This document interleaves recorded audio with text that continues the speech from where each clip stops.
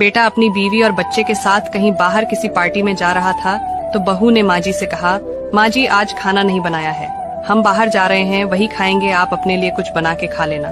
बूढ़ी माँ ने कहा, लेकिन बेटा मुझे तो गैस चलाना नहीं आता है।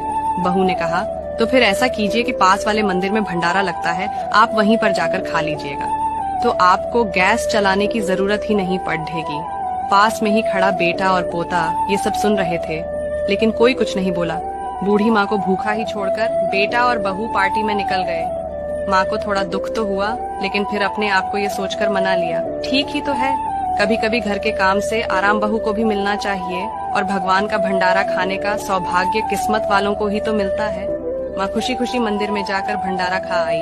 एक दिन बेटे की छुट्टी थी, बेटा बहू और उनका बच्चा अपने घर में साथ में समय बिता रहे थे।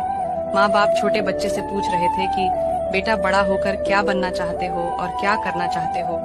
छोटे बच्चे ने बड़े ही सरल भाव से माँ बाप को उत्तर देते हुए कहा, मैं बड़ा होकर वकील बनना चाहता हूँ, मेरी इच्छा है इस घर से भी बड़ा एक घर लेने की, लेकिन वह घर मंदिर के पास होना चाहिए, ताकि मैं बड़ा होकर किसी भी पार्टी में बाहर जाऊं तो आप दोनों को ज्यादा तकलीफ ना हो।